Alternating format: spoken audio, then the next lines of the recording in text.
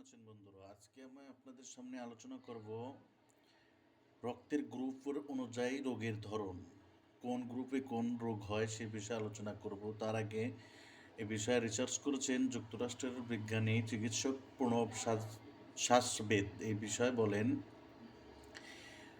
যে রক্তের গ্রুপ কি সেটা হয়তো প্রায় সবারই জানা, তবে ধরনভেদে রোগ হওয়ার ঝুঁকিও থাকে সেটা হয়তো অনেকেরই অজানা। একটি নির্দিষ্ট গ্রুপের রক্ত কিছু নির্দিষ্ট রোগের ক্ষেত্রে ঝুঁকিমুক্ত, আবার কিছু রোগের ক্ষেত্রে অতিরিক্ত ঝুঁকিপূর্ণ।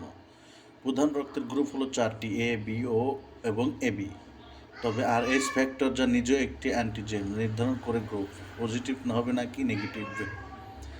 আর এই দুই দিক মিলে রক্তের গ্রুপ হয় মোট 8 ধরনের। এবার জানবো কোন রক্তে কোন গ্রুপে কোন রোগ হওয়ার ঝুঁকি বেশি থাকে।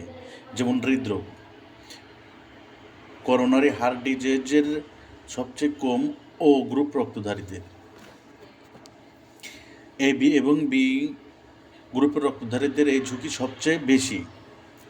আলসার ও গ্রুপের রক্তধারীদের এই রোগে আক্রান্ত হওয়ার ঝুঁকি বেশি। রক্ত জমাট বাঁধা, ধমনীর রক্ত জমাট বেঁধে বন্ধ হয়ে যাওয়ার ঝুঁকি এ এবং বি গ্রুপের রক্তধারীদের 30%, ও গ্রুপের রক্ত যাদের তাদের এই ঝুঁকি আরও কম। আবার এ বি গ্রুপধারীদের এই ঝুঁকি 20%। গ্যাস্ট্রিক ক্যান্সার, এই রোগে আক্রান্ত হওয়ার সবচাইতে কম ঝুঁকিতে আছেন ও গ্রুপের রক্তধারীরা, তবে অন্যান্য সকল গ্রুপের মধ্যে এ গ্রুপের রক্তধারীদের এই ঝুঁকি সবচাইতে বেশি।